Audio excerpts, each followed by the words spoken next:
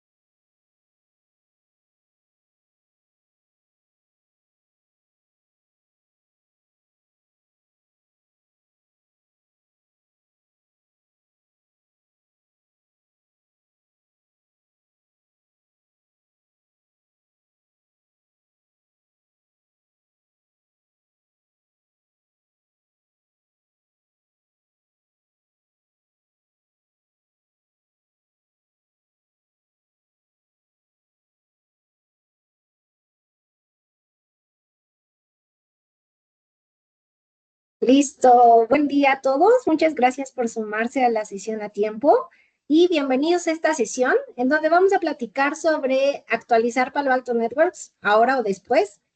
La verdad es que hemos preparado este webinar para ustedes con un fin específico, que conozcan las nuevas novedades que tiene Palo Alto Networks hoy para nosotros, ¿no? Hoy ante esta nueva era digital y donde estamos haciendo uso de la inteligencia artificial en todos los procesos y, bueno, en nuestro día a día. Entonces, vamos a platicar un poquito si estamos preparando la infraestructura para la nueva era de amenazas y cómo Palo Alto Networks nos está ayudando en este camino. Hoy nos acompañan Mariana Martínez y Uriel Sánchez, son nuestros especialistas en Palo Alto Networks. Y antes de llenar la sesión, les doy recordatorios prácticos. Recordemos que es una sesión a través de un webinar en remota, entonces, ojo con nuestro micrófono, por favor ayúdennos cerrando los micrófonos. La intención es que la sesión sea muy interactiva, así que pregúntenos cualquier cosa que les sorprenda, cosas que ya sabían, cosas nuevas que les llaman la atención o en las que quisieran profundizar. Cuéntenos por el chat. La intención es que ustedes también sea una conversación más que les contemos de un tema, ¿vale? Y bueno, nuestra historia con Palo Alto Networks, ya muchos de ustedes la conocen. Tenemos con Palo Alto Networks desde que llegó a México, desde hace más de 25 años. Entonces, todos los ingenieros, los especialistas, los consultores se apasionan mucho por todos los avances tecnológicos de pues este gran fabricante. Entonces, siéntanse con la confianza de que todo el equipo tiene el conocimiento y la expertise para ayudarles, ¿vale? Y sin más, para no quitarles más tiempo, los dejo con Mariana. Que disfruten la sesión. Muchas gracias, Nat. Y bueno, primero que nada, pues me gustaría agradecerles. Estamos muy contentos de que hayan podido sumarse a esta sesión. Y me gustaría abrir este webinar haciendo un ejercicio mental. Me gustaría que pensemos muy rápidamente en uno o dos ejemplos de activos críticos que su organización tiene el día de hoy. Imaginemos que el equipo de incidentes recibe una alerta en lo cual dice, esta o estos datos que pensamos han sido descifrados. Ya no están seguros y están en manos de, pues bueno, están expuestos, vaya, ¿no? A través de una base de datos pública. ¿Qué consecuencias creen que esto conllevaría? ¿Qué creen que ocurriría si estos datos llegaran a estar expuestos? Por favor, escríbanlo en los comentarios, si puedan escribirlo y nosotros pues los leemos con mucho gusto. Y es que déjenme decirles algo, el riesgo cuántico no es futuro, es estrategia. Y aquí me gustaría preguntarte, Uri, ¿tú qué sabes de riesgo cuántico? Fíjate que ahorita con lo que estás comentando, este ejercicio mental que nos propones, se me hace interesante justamente porque actualmente el tema de cifrado confiamos en el cifrado, no es porque sea un algoritmo inquebrantable o algo por el estilo, sino porque computacionalmente tomaría mucho tiempo para que alguien pudiera romper ese cifrado. Entonces, no nos preocupa porque eso podría tomar cientos de años. Pero el cómputo cuántico trae este nuevo riesgo, ¿no? De que lo que antes tomaba 100 años, mañana puede tomar 5 minutos, ¿no? Entonces creo que ese sería el principal riesgo cuántico, el tiempo que toma. Exacto, Uri. Hay una definición muy interesante que se llama Harvest Now, Decrypt Later. No sé si alguno de ustedes aquí en el webinar lo haya escuchado antes, pero básicamente en español, perdón, se traduce a lo como almacénalo ahora y descífralo después. Y es un tipo de ataque, digamos, nuevo en el que un atacante pues solamente en este momento no puede descifrar la información que tenemos, transacciones que van protegidas por SSL, bases de datos. Entonces, al no poder descifrarlo con los recursos computacionales de hoy en día, entonces va almacenándolo por años. Una vez que el cómputo cuántico llegue a convertirse en un elemento estable y también corregido, entonces ocupará ese recurso para poder descifrar la información que almacenó durante tanto tiempo. Y entonces aquí podrían decirme, bueno, Mariana, pero es que esto suena un poco a ciencia ficción y me estás hablando de computación cuántica. ¿Realmente esto llegará a pasar algún día? ¿En realidad esto es real? ¿Es un riesgo tangible? Bueno, pues vamos para allá. Precisamente es lo que queremos hablar en este webinar. ¿Y por qué la computación cuántica y los avances en esta área representan una amenaza para la ciberseguridad como la conocemos hoy en día? Aquí podríamos meternos en temas más profundos, pero pues no nos daría el tiempo para platicar sobre este tema, ¿no? Pero sí es importante mencionar que la seguridad como la conocemos hoy en día se basa en su esencia en las matemáticas, ¿no? Yéndonos a su punto más esencial. Sin embargo, eh, bueno, las matemáticas dan pie a la criptografía que conocemos todos aquí, que es la criptografía de clave pública y la de clave privada. En estos dos conceptos son fundamentales para los protocolos que utilizamos como la autenticación, los protocolos de SSL, es decir, los que utilizamos día a día para diferentes operaciones, ¿no? Entonces, todos estos protocolos convergen en la criptografía simétrica y asimétrica. En el momento en que la computación cuántica llegue a desarrollarse o llegue a un punto clave, que se le llama una computadora criptográficamente disruptiva, que va a ser cuando una computadora tenga la capacidad de ejecutar un algoritmo que rompa los algoritmos que ocupamos hoy en día.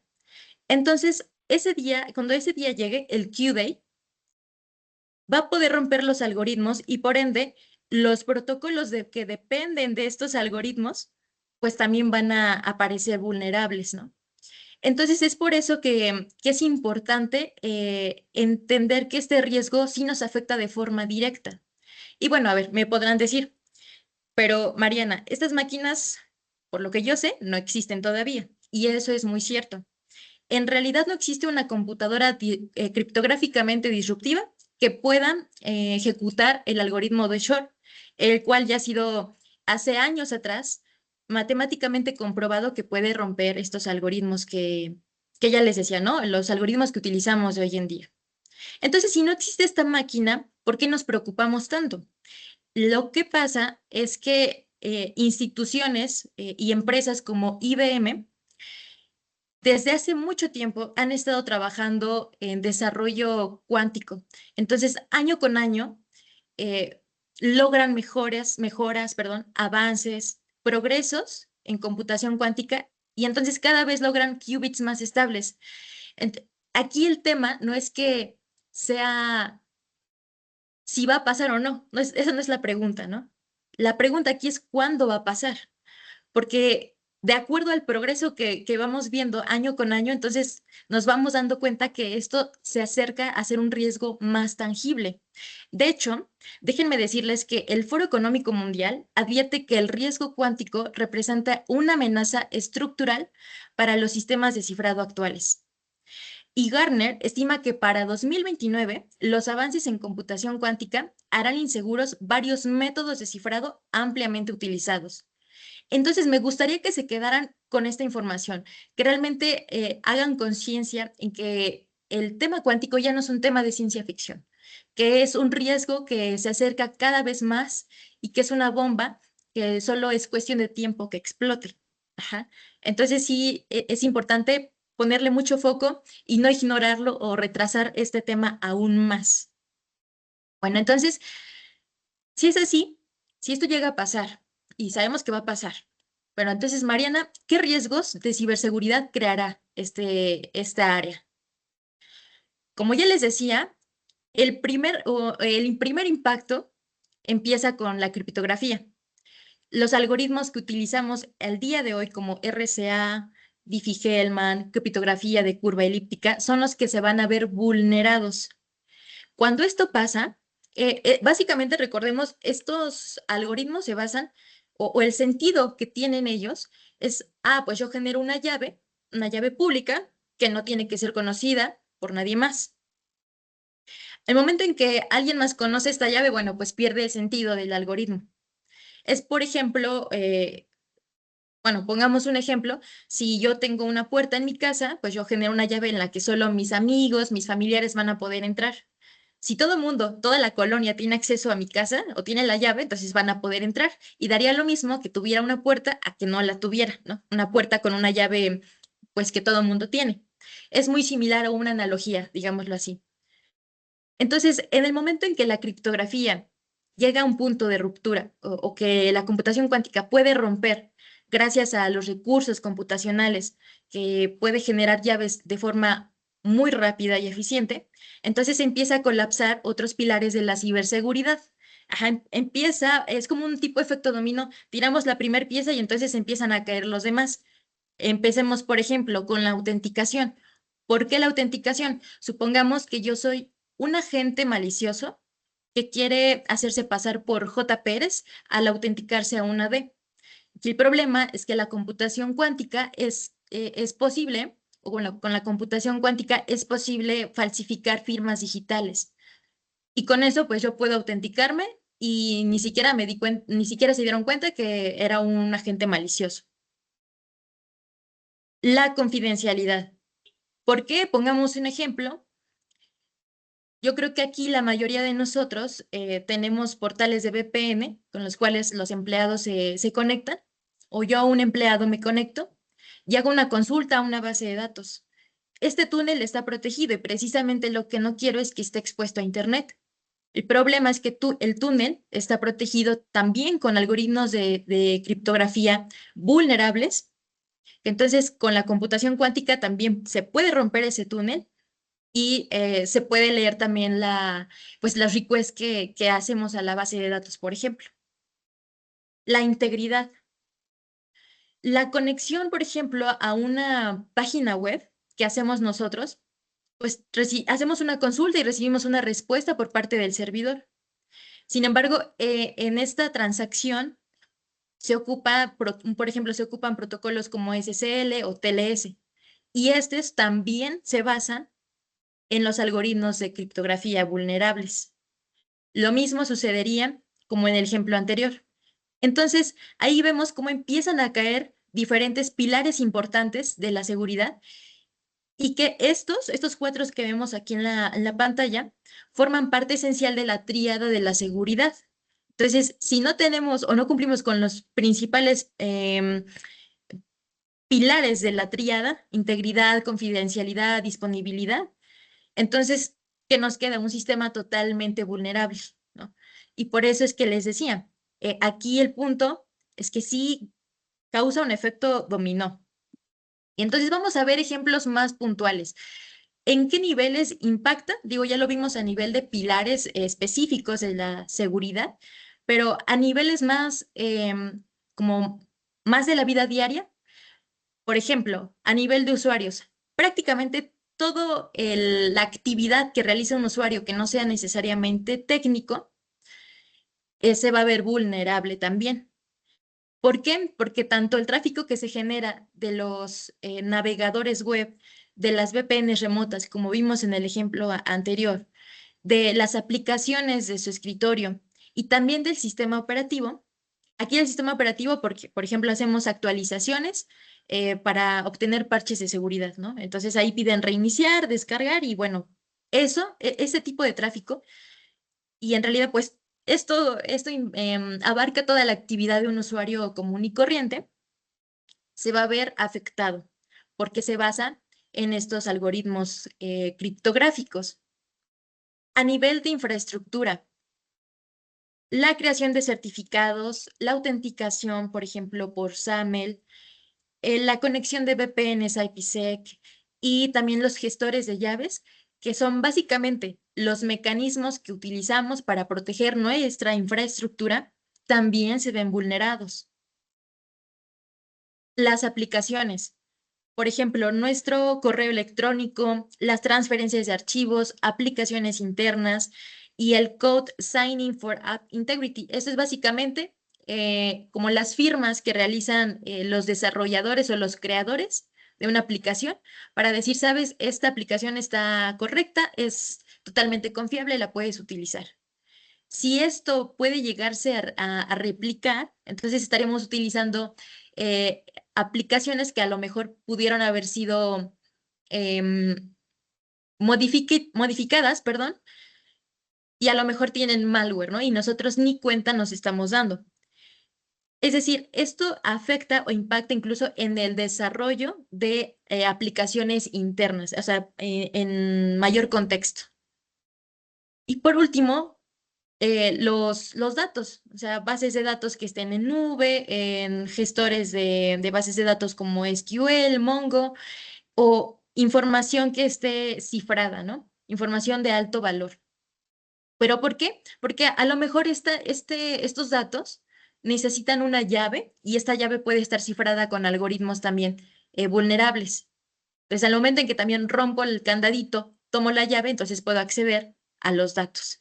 Y es así como a diferentes niveles tenemos un impacto importante en la organización, ¿no? No solamente afecta a usuarios, no solo afecta a dispositivos de red, sino es general, es a diferentes niveles.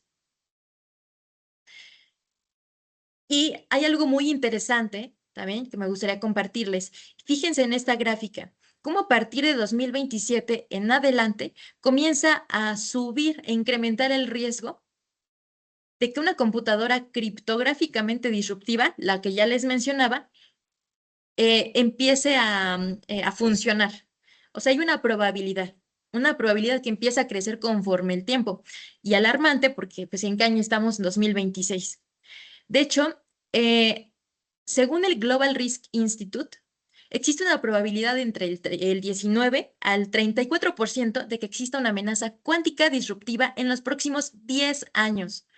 No tenemos un día específico en el que llegue el Q-Day, No decimos en enero una fecha específica, no.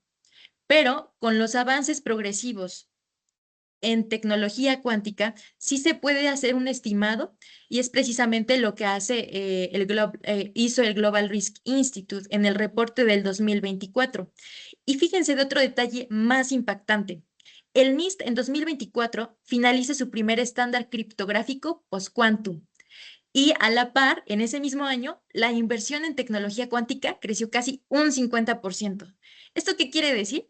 Que a nivel de seguridad y nivel de inversión en empresas privadas se dan cuenta del riesgo que conlleva el desarrollo tecnológico en este punto, entonces empiezan a tomarlo en cuenta y a crecer, invertir, incluso a formalizar en estándares criptográficos. O sea, vean cómo es así de impactante que el mundo está despierto y también toma acciones a la par.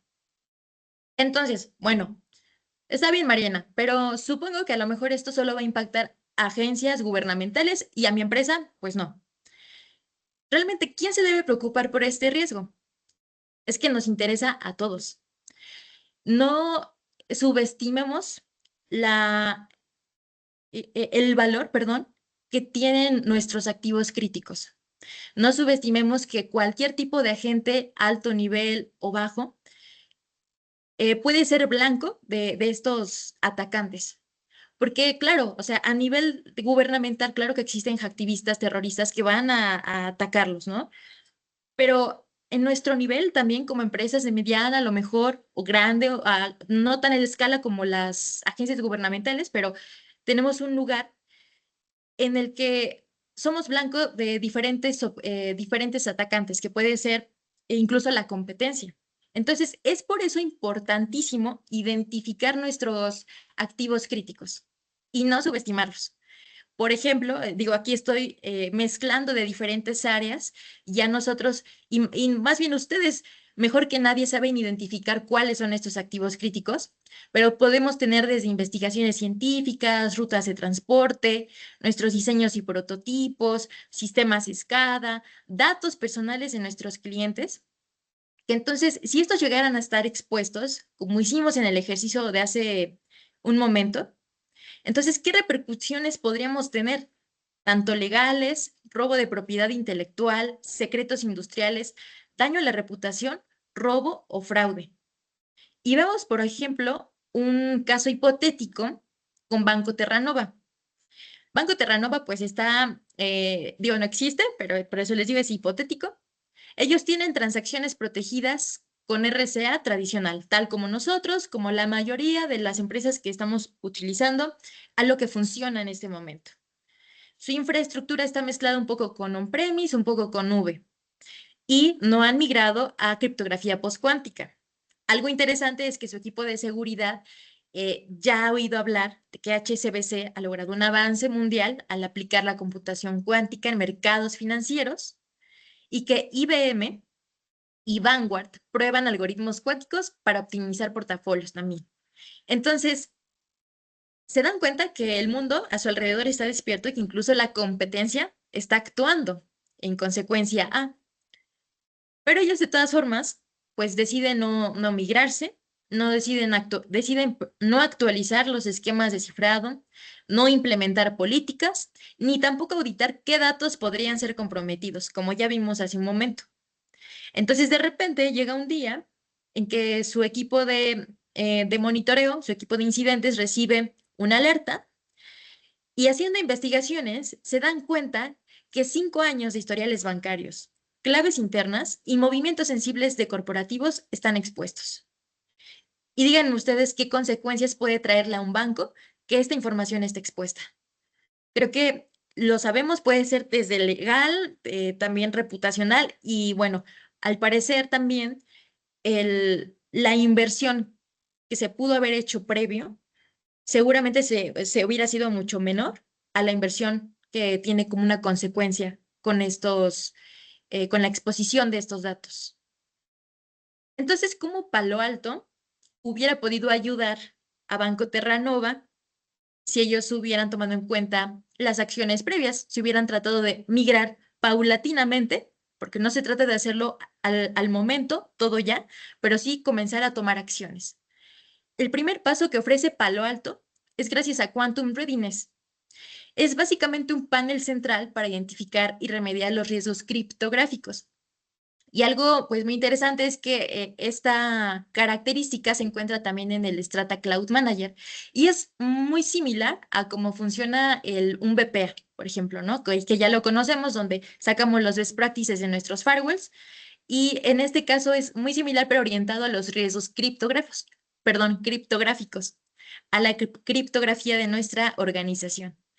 Entonces, este panel nos da tanto visibilidad de la criptografía, qué dispositivos están preparados y qué recomendaciones de remediaciones podemos tener en 3 ámbitos, tanto a nivel de usuarios, a nivel de equipos, que puede ser los Next Generation Firewalls, el Prisma Access, y a nivel de aplicaciones. Y entonces, Palo Alto también nos demuestra como a través de una cadena del Discover, Deploy y Protect, como, bueno, las soluciones que él ofrece para esta cadena, ¿no? Tomar acción. Nos encontramos en la parte de Discover, que es lo que acabamos de platicar, con el Quantum Readiness, la visibilidad, ¿no? Porque es importante tener en cuenta, saber en dónde estamos parados, tener el mapita y decir, a ver, ¿qué es lo que tengo, qué es lo que no tengo? Para poder dar el siguiente paso. Y eso es en lo que nos apoya Quantum Readiness. Después, en la parte de deploy, en la que ya empezamos a tomar más acción a nivel de infraestructura, tenemos tanto la nueva versión del sistema operativo Orion 12.1 y la nueva generación de firewalls, los cuales tienen estas nuevas características integradas, que son la generación de VPN site-to-site a nivel de Quantum, la identificación y bloqueo también de firmas y amenazas a nivel de criptografía o postcuántica y la generación de llaves cuánticas también. A nivel de protección, es decir, cómo aseguramos nuestras aplicaciones, también lo hacemos a través de estos 2 mecanismos, utilizando el Cipher Translation Proxy, que es básicamente yo como firewall funjo como un proxy y al extremo, por ejemplo, yo tengo aquí un server legacy que pues todavía no soporta nada del tema Quantum, y del otro extremo tengo un usuario que ya tiene TLS 1.3 y soporta todos los algoritmos criptográficos postcuánticos. Entonces, ¿cómo lo hago para que sea compatible? El firewall está en medio, entonces empieza a traducir o genera como una sesión con el cliente con algoritmos criptográficos cuánticos, lo soporta y lo traduce a los algoritmos RCA, Diffie-Hellman, los que conocemos, hacia el servidor legacy. Entonces, lo que ayuda en esta transición, porque evidentemente no es bueno dejarlo así todo el tiempo, pero sí nos ayuda a hacer una migración paulatina y precisamente a que el tráfico que viaja hacia Internet pues esté cifrado de forma cuántica, de forma más segura. Eso es a lo que se refiere con el Cipher Translation Proxy. Y también tiene la capacidad de descifrar y de inspeccionar tráfico que ya esté asegurado con este tipo de algoritmos nuevos. Entonces, como vemos, en toda la cadenita Palo Alto nos empieza también a dar oportunidades, ¿no?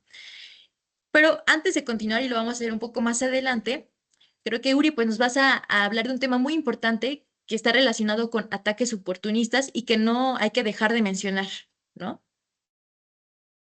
Sí, justo creo que también es otra de las preocupaciones. Bueno, ahorita nada, quiero agradecer el tema porque, bueno, fueron datos muy interesantes y pues sí me quedé pensando un ratito. Estuvo bastante interesante. Pero también queremos comentar el otro punto o foco que queremos compartirles en esta sesión, que son los ataques persistentes. Y aquí es donde surge la siguiente pregunta. Y igual aquí, por favor, aquí vayan escribiendo en el chat sus respuestas, queremos escucharlos. Y queremos comenzar con esta pregunta.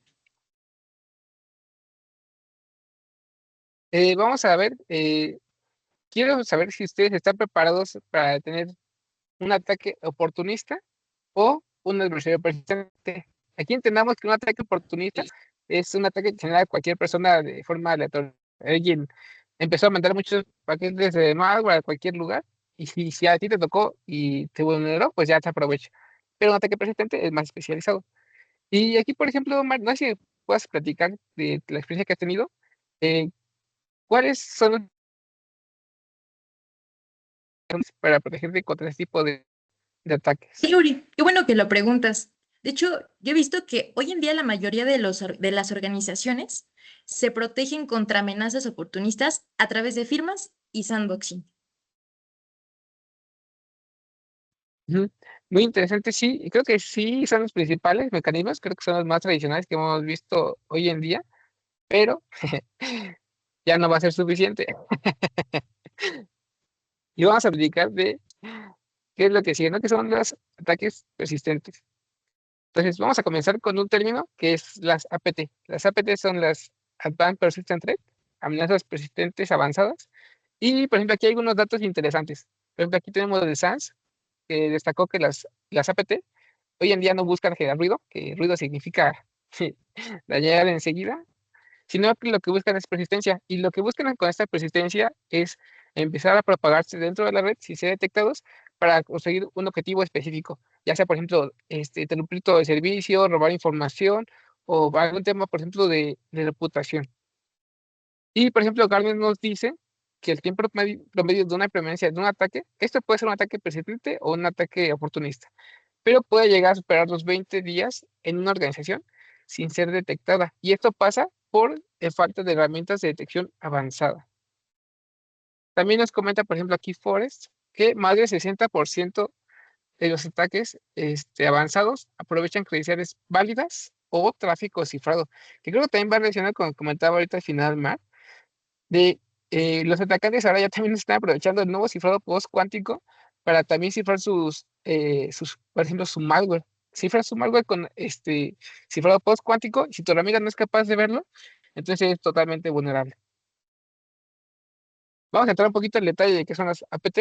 Aquí me gustaría iniciar del lado derecho con esta pequeña línea de, digámoslo así, como de evolución del malware, donde podemos ir identificando cuáles han sido los tipos de malware y cómo ha ido evolucionando la seguridad a la par de esto. Iniciamos, por ejemplo, con las amenazas conocidas, que son, aquí, por ejemplo, con una herramienta que tenga detección basada en firmas, estarías protegido, digámoslo, así, ¿no? Entonces, una herramienta tradicional podría bloquear lo que es una amenaza conocida.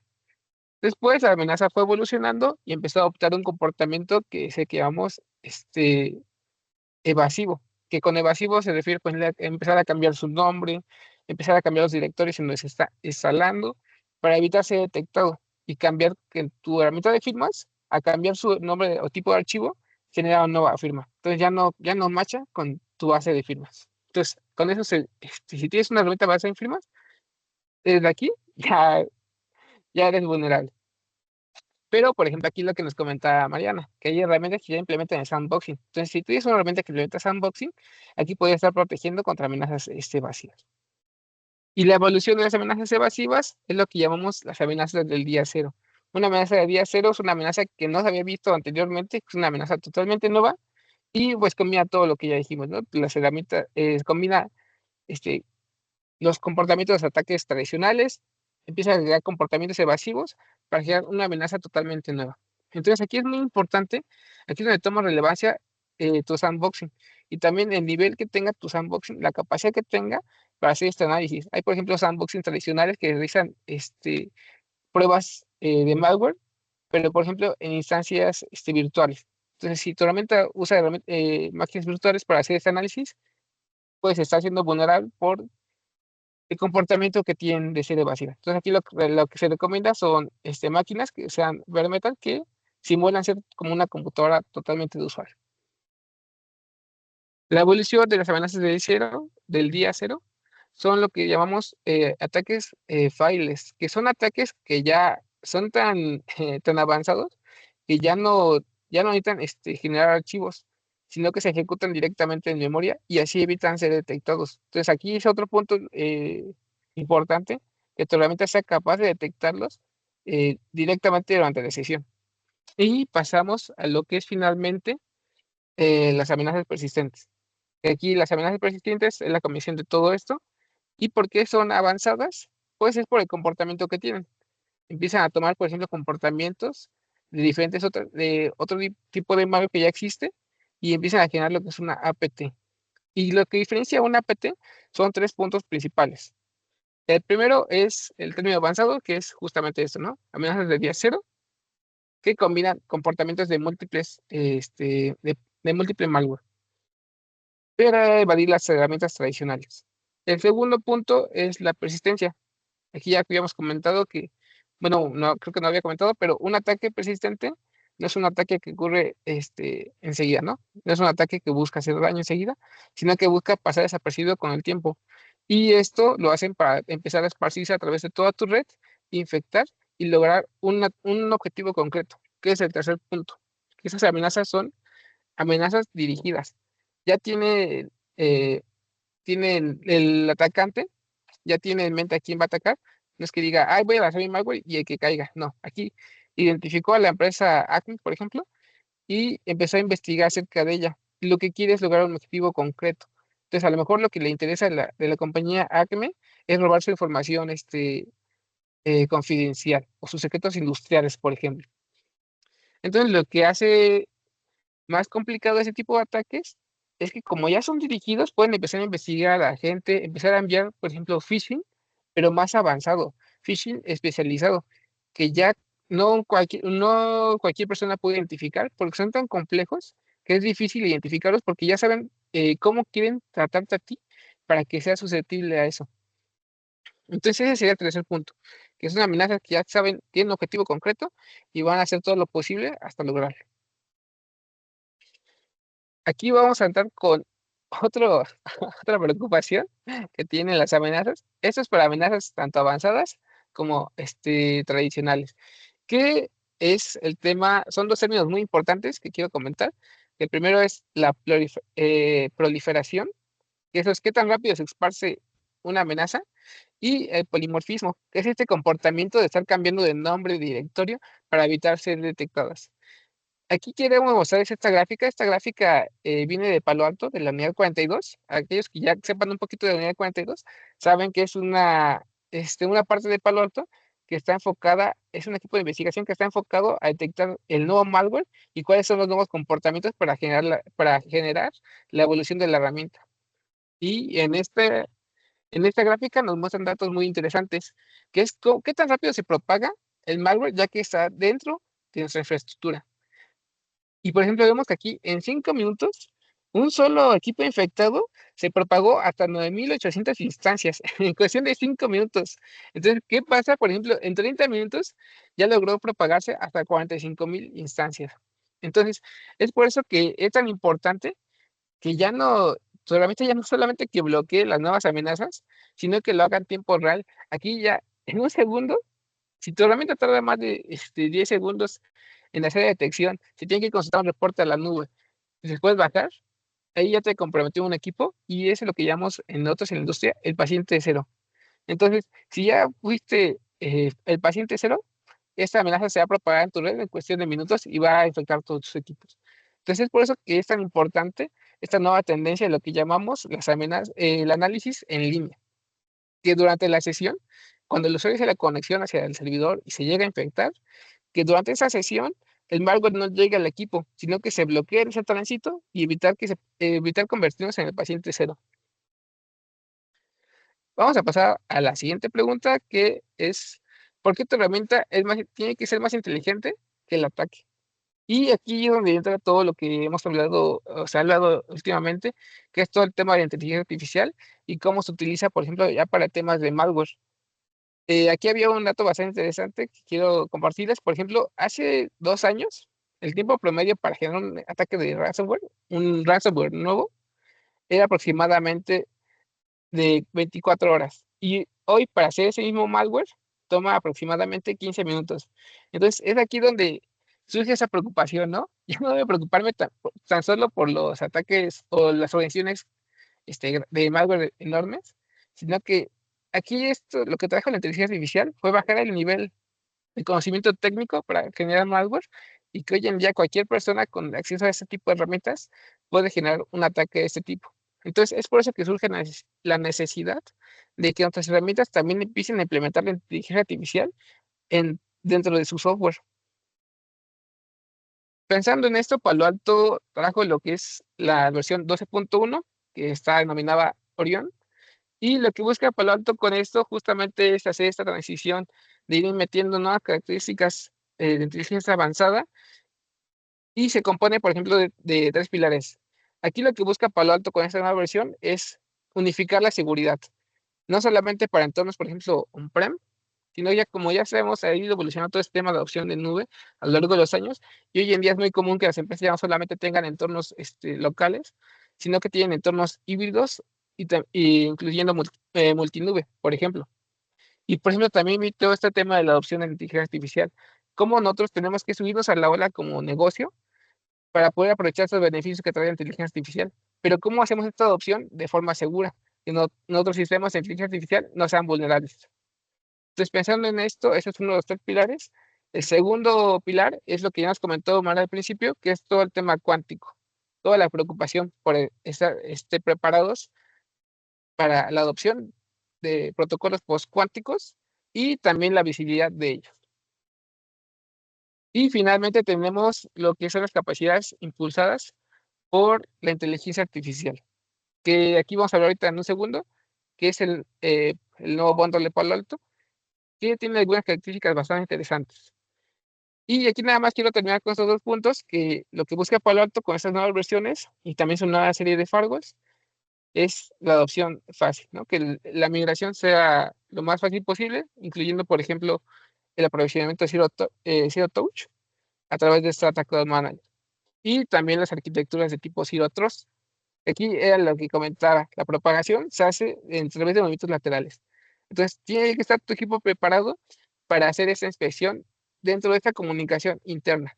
El perímetro ya no solamente es hacia el exterior, sino que vamos a hablar ahora de microperímetros. Tenemos que considerar que la red interna ya no es de confianza. Y finalmente, lo que trae esta nueva versión es la adaptación hacia la nueva generación, que es la quinta generación de firewalls. Ya Palo Alto está sacando su nueva serie, que son la quinta generación, que más adelante igual María nos va a platicar, pero les voy adelantando que lo que tiene diferente esta versión es el tema de hardware que está optimizado para todo el tema de inteligencia artificial y cifrado post-cuántico. Ahora sí pasamos a lo que es el Precision AI Pro Bundle, que este básicamente es el nuevo bundle de licencias de Palo Alto, y que aquí trae algo diferente, que algo nuevo más bien, que es Precision AI. Precision AI, ¿qué es? Pues básicamente es la combinación de Machine Learning, Deep Learning e IA generativa. Y aquí, por ejemplo, podemos ver las licencias que ya estamos acostumbrados, por ejemplo, las Advanced Prevention, Wi-Fi, URL, DNS, incluso SD-WAN. Y también aquí estamos agregando una nueva licencia que es Device Security. Que de esta licencia me gustaría hablar de un punto que se me hizo muy impresionante cuando lo vi, que esta nueva licencia lo que busca es darnos visibilidad de todo lo que hay dentro de la red.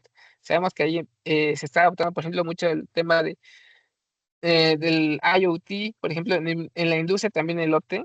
Todos estos dispositivos que no podemos ver a simple vista, esta nueva licencia lo que busca es darnos visibilidad, porque sabemos que lo que no se ve no se puede proteger. Entonces, aquí me sorprendió este dato, que esta nueva licencia detecta el 90% de los dispositivos en la red en 48 horas. Eso se me hizo muy impresionante, la verdad, y me puse a investigar un poquito de cómo lo lograba Palo Alto. Y aquí lo que hace Palo Alto tiene modelos que pueden ayudarle a identificar a través del tráfico de esos dispositivos, puede irlos identificando y clasificando. Y a través de esa clasificación te da sugerencias de políticas y empieza a hacer protección proactiva para que esos dispositivos no sean comprometidos. Y justamente vamos a ver, quiero hacer un poquito más de foco de este proceso. Iniciamos, por ejemplo, con el descubrimiento inicial, que ya dijimos que en 48 horas tienes hasta el 90% de tus dispositivos identificados. Después sigue la seguridad proactiva. Aquí se compone de tres pilares, que es la visibilidad que te da Palo Alto, te enliza tus dispositivos para que tú puedas incluso generar, dentro de una política, tú ya puedes seleccionar el tipo de dispositivo que quieres proteger. Después te hace el assessment de riesgos, te los va clasificando cuáles son los más riesgos, los que tienen mayor riesgo por el tipo de dispositivo que es y también, por ejemplo, la versión de software que tenga, y te da esa priorización para que tú puedes enfocarte en los más importantes.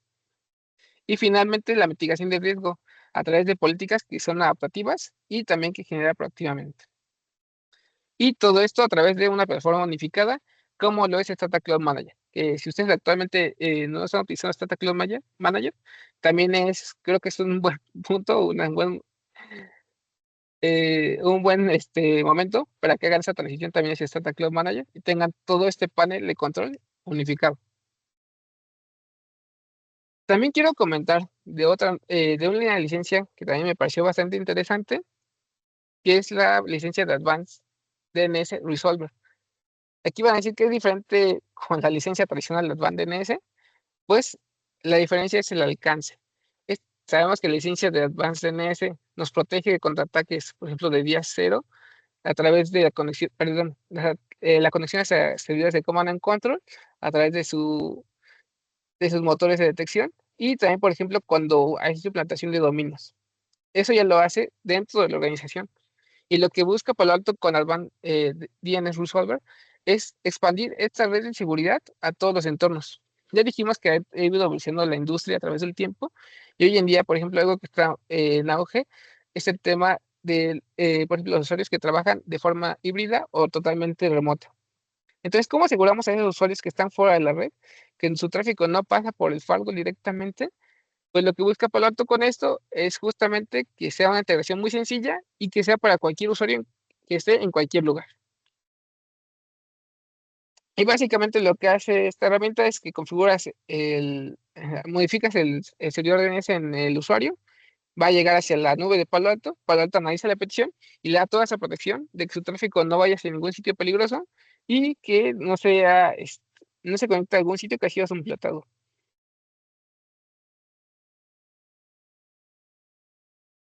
Y aquí básicamente hacemos un resumen de cuáles son las características principales, que iniciamos con que ese es el servicio que ofrece la mejor seguridad en su tipo.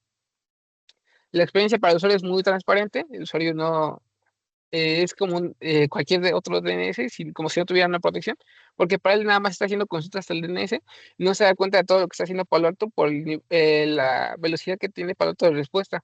Y esto también está relacionado con la fase de integración, que a nivel de usuario es una configuración bastante sencilla que no requiere ninguna expertise. Y finalmente la confiabilidad, que sabemos que hoy en día si un usuario pierde conexión a ese internet, sería un problema para la organización, porque ese usuario ya no está pudiendo apoyar a la organización. Entonces, también tomando eso en cuenta, Palo Alto aprovecha todas las bondades de la nube y logra hasta un 99.999 de disponibilidad.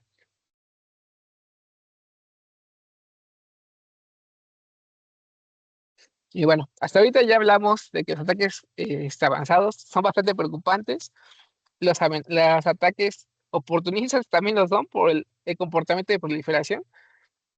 Pero hay algo que también tenemos que tomar en cuenta que para que un ataque sea exitoso, tiene que pasar a través de lo que nosotros llamamos el ciclo de vida de un ataque. Y aquí yo quiero hacerle la siguiente pregunta a ustedes.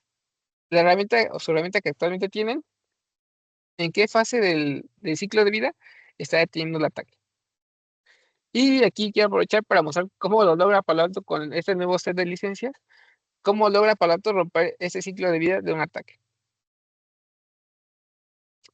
Iniciando desde la fase 1, que es el acceso inicial, aquí tenemos, por ejemplo, la licencia que está encargada de hacer esta protección, es la licencia de URL Filtering. Aquí, ¿cómo lo hace? A través del análisis de sitios web. Por ejemplo, cuando nosotros accedemos a un sitio web, es probable o es común que ese sitio web pueda contener sitios maliciosos.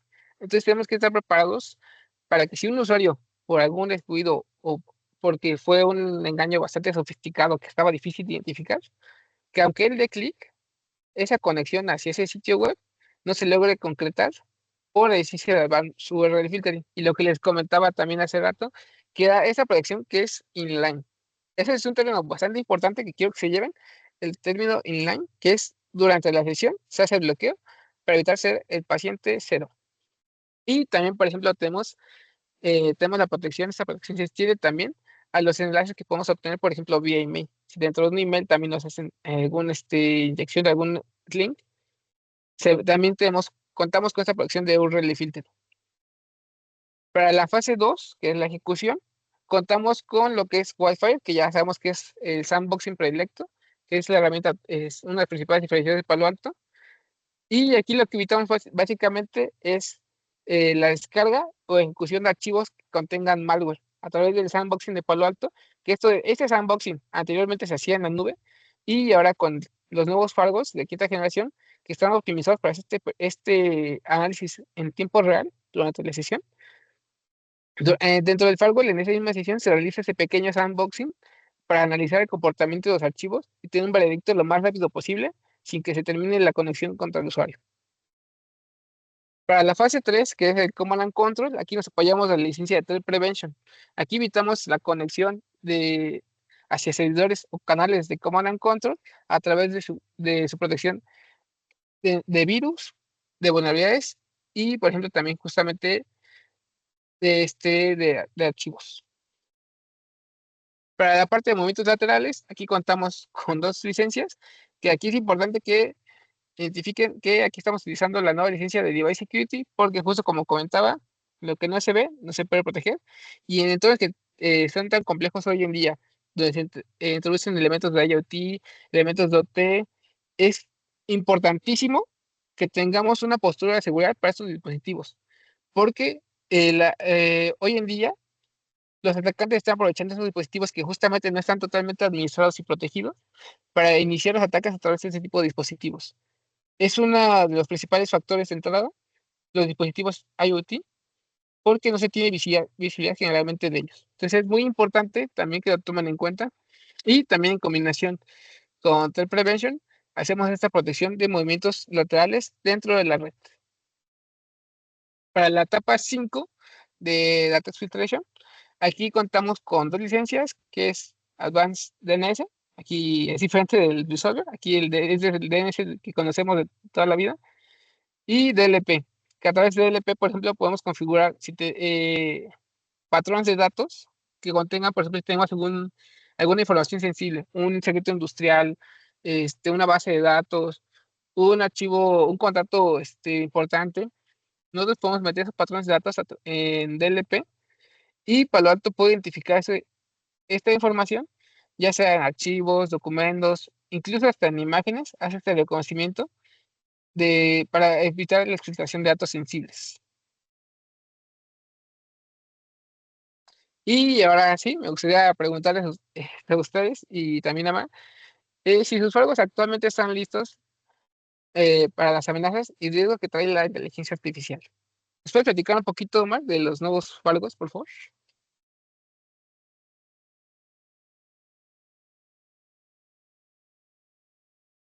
Claro que sí, con mucho gusto. Pues justamente ya lo habíamos platicado y aquí había una pregunta relacionada, de Claudia, ¿no? Que nos preguntaba que cuáles eran los nuevos modelos que soportaban esta versión, la nueva versión que nos platicaba, Suri. Y justamente vamos a llegar a ese tema, por eso no respondíamos, porque hablamos de la quinta generación de firewalls. Esta quinta generación que se compone de 14 nuevos equipos distribuidos de diferente forma, ¿no? Tanto para exclusivos para data centers, para los branch locations y en caso de ambientes extremos. ¿Cuál es digamos, el plus que tienen, o cuál es la diferencia más bien que tienen esta nueva generación de firewalls? Es que precisamente se enfoca en la seguridad empresarial sin tener que sacrificar el rendimiento. Sí, hay algunos equipos que son, que no son de parte de la quinta generación y que son compatibles con la versión que ya mencionaste, ¿no, Uri? Y que pueden tener algunas características. Aquí la diferencia esencial es que los firewalls de quinta generación incorporan hardware optimizado para procesar criptografía postcuántica, o sea, cosa que no tienen el resto de familias de firewalls. Entonces, están diseñados específicamente para manejar la carga computacional de algoritmos postcuánticos.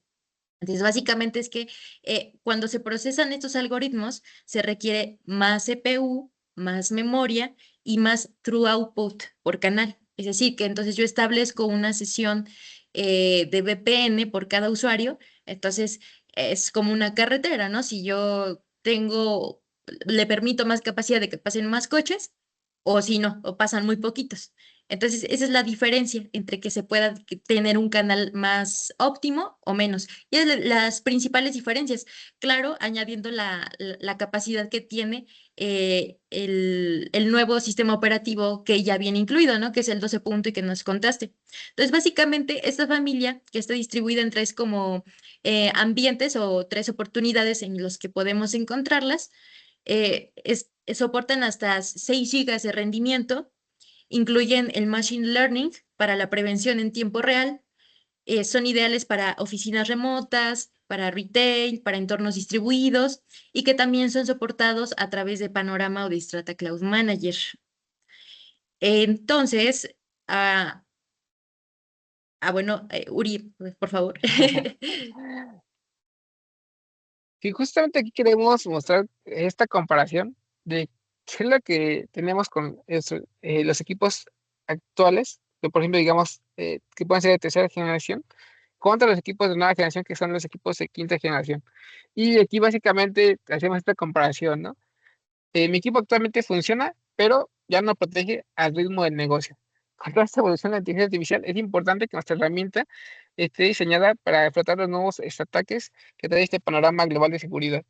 Y aquí, por ejemplo, tenemos esta comparación directa de cómo tenemos equipos que están cercanos a su end of life.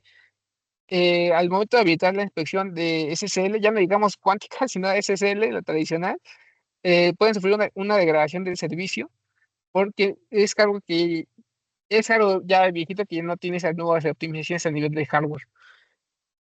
Eso también compromete el performance dentro de la actividad y no permite habilitar todas las suscripciones, o si las habilitamos no podemos obtener todo el potencial que nos dan por la limitación. Tampoco están optimizadas con todo lo que decíamos de Precision AI, que es lo que dijimos que es el Machine Learning, Deep Learning, IA generativa que utiliza Palo Alto para hacer detección más avanzada, y incluso pueden tener un mayor consumo energético. Esto trae una deuda, nos provoca una deuda tecnológica que si no lo cubrimos puede tener implicaciones hacia el negocio. Tomando todo esto en cuenta, hay que finalizar con el tipo de seguridad que nos provee ese tipo de equipos, que es seguridad reactiva.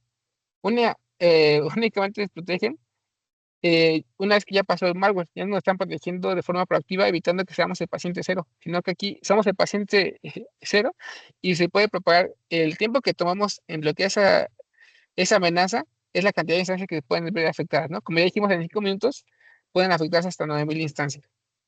Entonces, lo que tenemos con la nueva tecnología es que son arquitecturas que ya están optimizadas para implementar la inteligencia artificial dentro de ellas.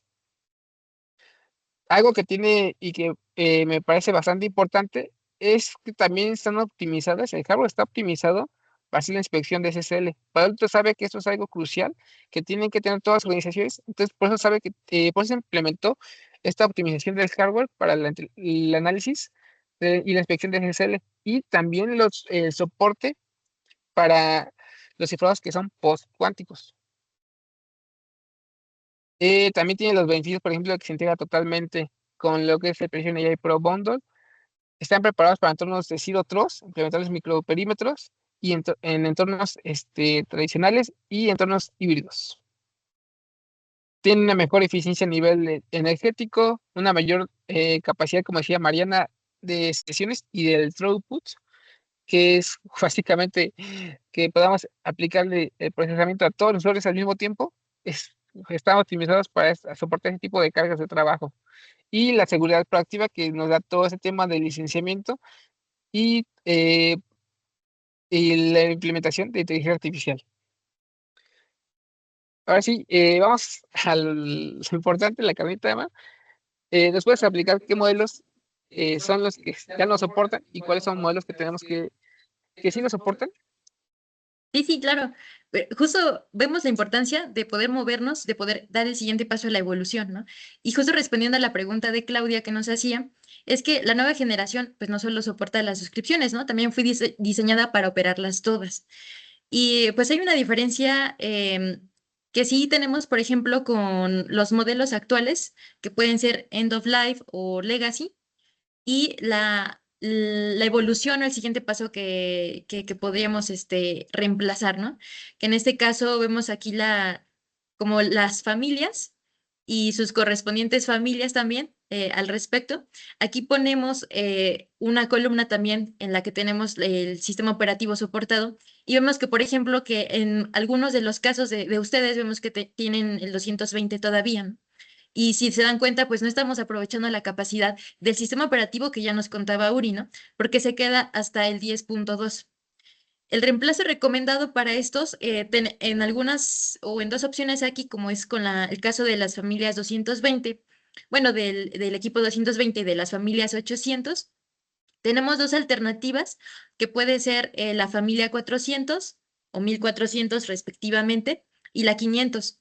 Pero pues aquí depende más que nada de sus necesidades, aunque hay que hacer una aclaración importante, porque a pesar de que ambas familias, porque la familia 400, pues no soporta, no tiene la misma capacidad que la quinta generación. Entonces, a pesar de que sí soporte los mismos protocolos o algoritmos de cifrado postcuánticos, no aprovecha el hardware de la misma manera que lo hace una familia o la generación 5, ¿no?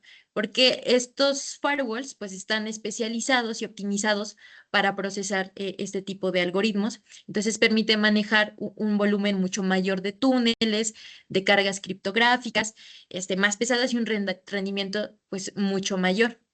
Entonces, justo pues aquí está como la comparación que está con cada una de las familias. Incluso hay puntos como las 800, las 3200, en donde se soporta hasta la familia 11.1, ¿no? Ya no tenemos soporte para la nueva versión. Y para el caso de los 5000 sí se soporta. Y pero pues igual, el reemplazo recomendado para nivel de hardware y optimización, pues es la familia 5500. Entonces ahí ya depende, habría que ver más nuestro caso específico, habría que ver el modelo específico y no solo la familia, y ya poder hacer una recomendación pues ya muchísimo más particular y ajustada a nuestras necesidades.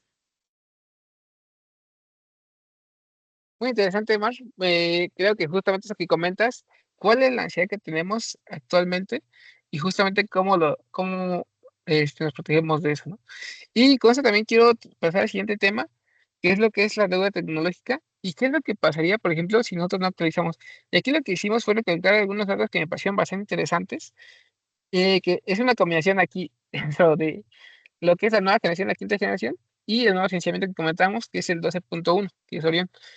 Y aquí iniciamos con estos datos que iniciamos con que actualmente el 90% de los incidentes comienzan a través de un phishing. Ya dijimos que los atacantes pues, han ido aprovechando las tecnologías y, por ejemplo, hoy en día ya es más complicado identificar si un correo es legítimo o no por toda la información que tienen los atacantes y cómo se adapta la inteligencia artificial, que ya es bastante convincente, ¿no? Ya no decimos, por ejemplo, antes recuerdo que bueno, es un poco informal, pero recuerdo, por ejemplo, que antes veíamos videos en internet que decían, ¿es pastel o es un objeto, ¿no?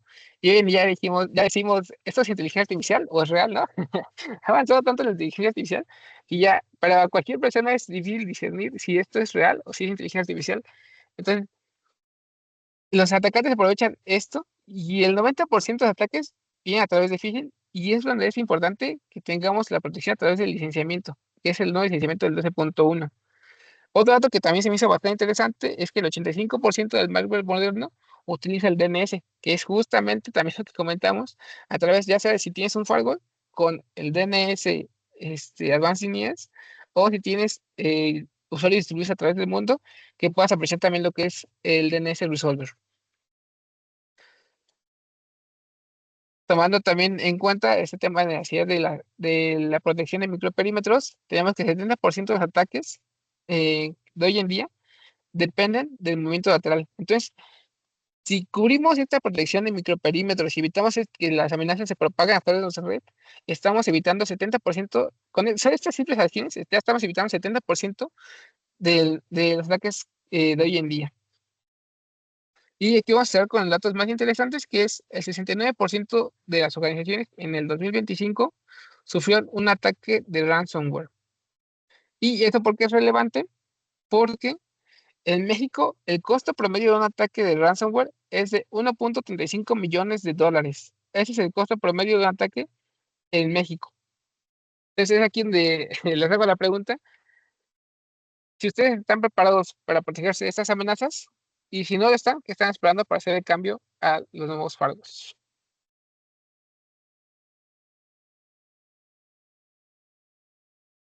Perfecto. Eh, pues creo que esta era toda la información que tenemos preparada para ustedes. Entonces aquí, si quieren, vamos a abrir el foro para que empiecen a hacer preguntas. Si tienen algún tema que les parece interesante, quieren analizar algo más a fondo, es el momento para que hagan sus preguntas.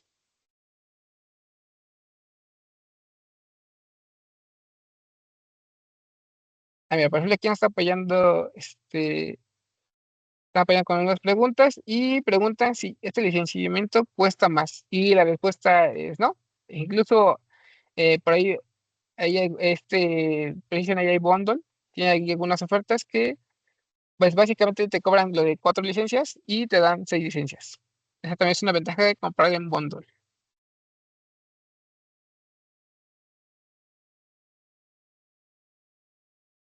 Si hay alguna otra pregunta.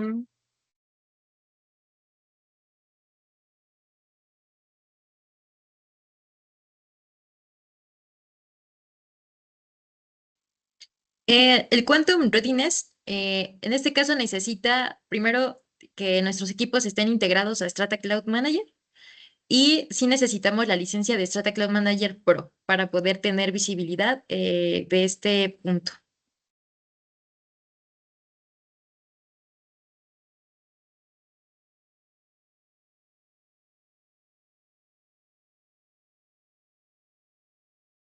No, bueno, qué bueno que lo preguntas, Ricardo. El tema de usuarios, en la visibilidad que te da a nivel criptográfico, lo utiliza a través del tráfico que pasa o que atraviesa los firewalls. En este caso, pues identifica la criptografía en esas sesiones y entonces independientemente de la gente de Global Protect, por ejemplo, que tengan instalado o de VPN, etcétera, es a través de las sesiones que se da cuenta de cuáles son los algoritmos que está utilizando. Entonces, no se necesita algún agente adicional porque lo hace a través de las sesiones que cruza a través del firewall.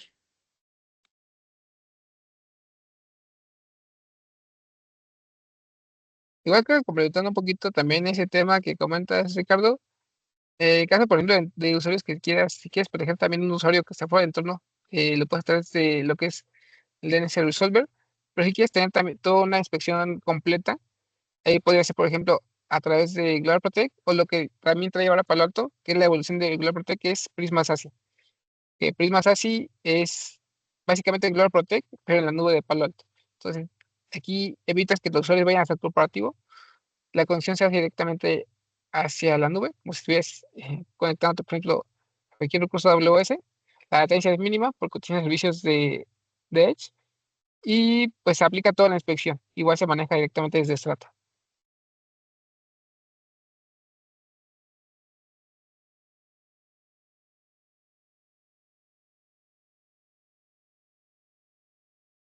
Por ejemplo, comenta José que si el costo de Strata Cloud Manager es por cantidad de dispositivos, y aquí no, Strata tú haces el crecimiento del licenciamiento, y aquí lo que te venden también es la capacidad de almacenamiento de logs, y con eso sería todo. Únicamente hacen la consola, el tema de almacenamiento, y puedes hacer el onboarding de los usuarios que necesites. También nos pregunta Ricardo que tiene usuarios híbridos y que la mayoría del tiempo están de home office. Correcto. Y, mira, también algo que no te comenté fue que la nueva solución de Prisma SASE justamente tiene diferentes modos de implementación, ya sea con el agente de Global Protect, sin agente o a través de un browser. Entonces, eso también está pensado, por ejemplo, en usuarios que a lo mejor eh, trabajan en tu organización, pero que no pertenecen a ella, lo que son, por ejemplo, proveedores o terceros, y que tú no tienes administración de sus dispositivos. Entonces, eso también ayuda a esa implementación, a ese onboarding de usuarios que no administras tú. Yo creo que también te podría ayudar.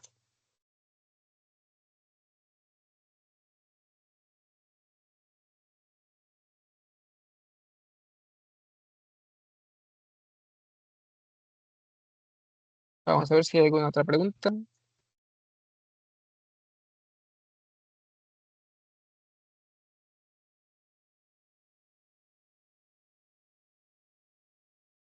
Igual aquí, ahorita ya me hace el favor de compartir aquí en el chat, Mare, un cuestionario.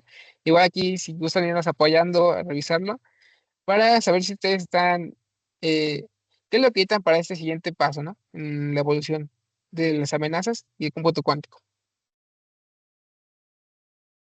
Entonces ahí, si pueden ir a, ya a esta encuesta, sería bastante útil.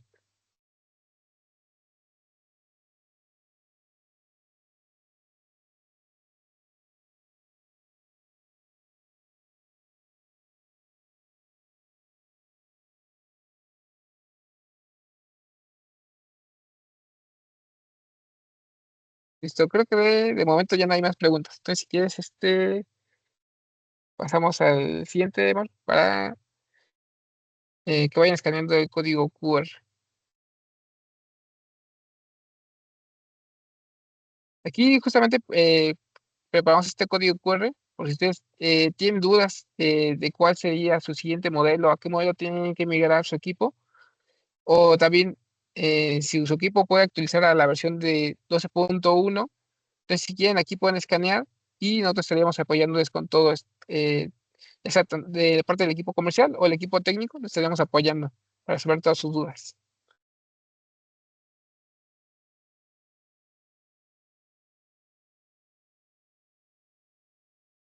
Sí, muchísimas gracias por asistir. En verdad, esperamos que esta información haya sido de mucha utilidad para cada uno de ustedes y ojalá que también se animen a poder dar este siguiente paso en esta evolución, que como vimos es muy importante y el mundo está despierto ante la nueva evolución de tecnologías, ¿no?